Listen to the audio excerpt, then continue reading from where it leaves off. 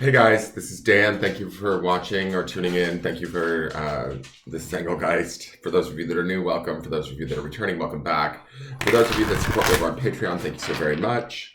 I am running behind because I am not well rested, so I cannot be responsible for how this reading turns out today. I woke up this morning. I was awoken by the cat, a neighborhood cat that comes through the backyard and beats up on my outdoor cat who hangs out on the back windowsill. And when he does that, my dogs hear it and all start barking and wake me up. And then the little prick cat runs off.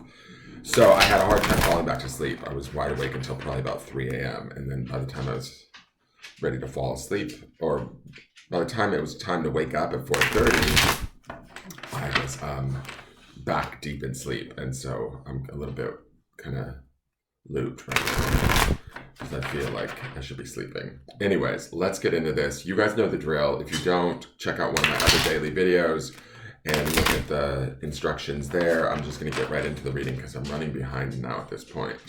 I have to be ready for work soon. So let's look at the cards. Hold on, guys. I'll feed you in a minute. All right, so we have the Two of Swords. Feels like a boundary being put up. Definitely usually indicates a no of some sort. Swords is that element of air, also the mind, communication, thought. There's a little bit of trepidation or fear with this particular card. I don't know if it's the snow scene. The corgi looks a little bit fearful to me. He looks a little bit like worried. We do see this owl up in the moon, which to me would be about indicating knowledge and intuition, maybe ideally coming together, maybe guarding us.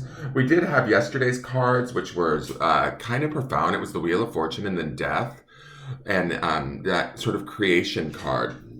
When I look at this, I wonder if they're somewhat connected. Remember, we have the Eight of Wands underneath this, which is forward movement. This kind of puts a grinding halt to that forward movement. But our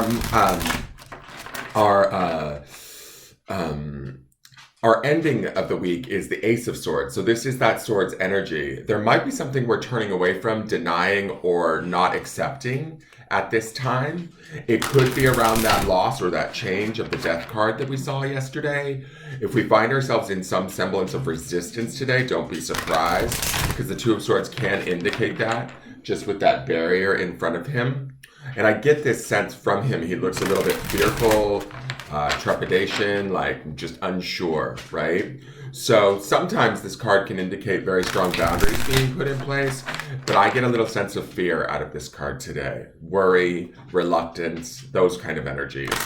I'm not exactly sure what's going on for you guys. If there was a big shift or change yesterday with that Death, Wheel of Fortune combo, be aware that, if you are in a little bit of worry, fear, or trepidation, that's okay. This too shall pass, as they say. We have that card Respect. Sorry, not the card, the stone Respect this week. Respect where you're at. That's also this Two of Swords. The reluctance or the weight here feels to me like there could be a little bit of, just trying to get your head clear or get your thoughts right.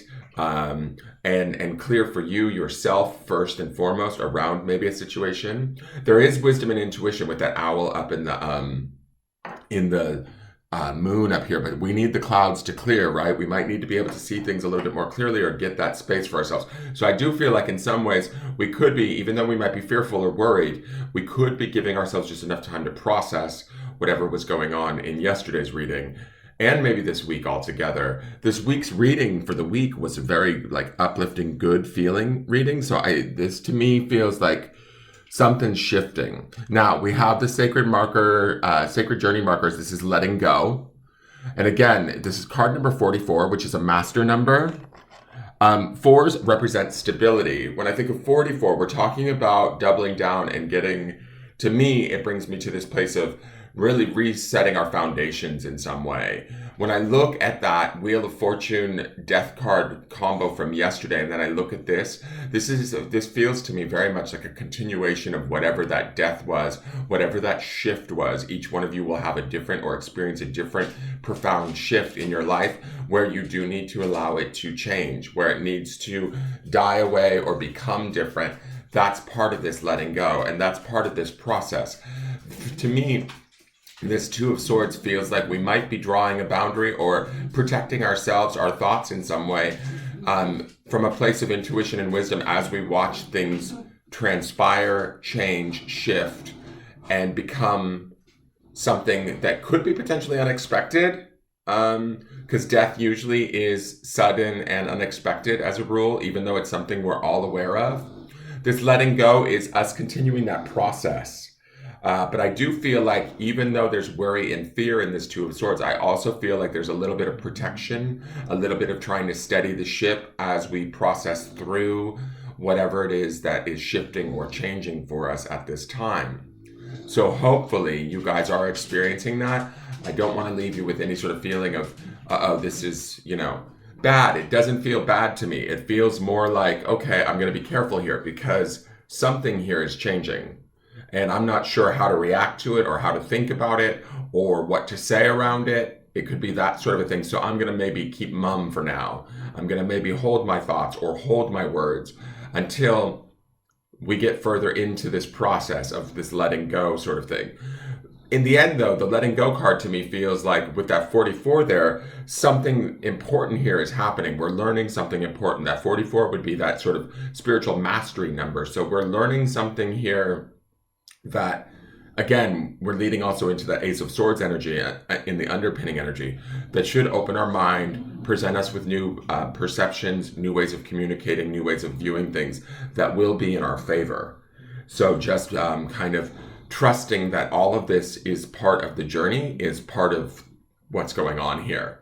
And we do have also that Eight of Wands underneath this. So some of this could feel like we're being carried towards this inevitable outcome that we might be reluctant to want to accept, but we will get there. That's kind of the feeling that I'm getting with this letting go card. So just be easy on yourself. And let's look at the grounding stone. Okay. The word is, and we saw this last week, but this is the attribute we want to ground in. The word is faith. Having faith in ourselves, having faith in our own mind, our own connection to spirit, our own, place in our world in a way, right? As things shift and change, because the Wheel of Fortune is about shift and change. Death would be about shift and change. The letting go would be about shift and change. This Two of Swords to me feels like it's trying to hold on, right? Trying to hold in place with its thoughts. But ultimately that owl in the moon up there tells me that our intuition and our wisdom really know that this isn't the final stop on the train, so to speak. And so we need to continue moving forward with that Eight of Wands energy.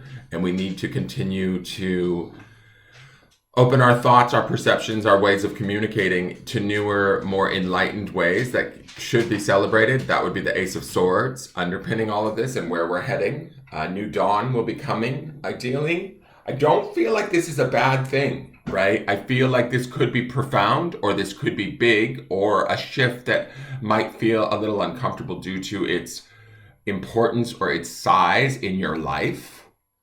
But it's not a bad thing, right? Even with these waterfalls and the letting go card, it feels to me like there's still movement happening, right? And that water almost represents sort of like the movement that we see expressed in the Eight of Wands. Things will continue to move forward even as we let go, even as we adjust our thoughts or the way we communicate, the way we perceive things. And if we need to maintain our safety a little bit through a little bit of fear, well, that's okay. That's what we're doing with this Two of Swords energy. But keeping that idea of staying in that faith, grounding in that faith in who we are, in our higher power, in our own higher self, in our spirit, is going to help us to move forward and to reach the sort of the mastery that I sense in this card number 44, right? No doubt. Try not to have doubt today. Try and believe in yourself and understand that in the moment, in that faith, if you ground in that faith and that understanding, and allow yourself to sort of also be carried kind of in that letting go card in the waterfall, that symbolic of the water carrying you too, similar to like how the Eight of Wands would carry you. You will be led to the right place. There's this sort of guidance of intuition and wisdom. That's the moon and the owl up there. They're not going to lead you wrong. That would be probably your higher self. That is your forecast. I hope you guys enjoyed it. I will see you tomorrow. Thank you so much for tuning in. Please hit the thumbs up button. Subscribe to the channel. Share the video out. Let people know about the channel as I try and grow it. And I look forward to seeing you guys tomorrow. Okay, take care and have a wonderful day. Bye-bye.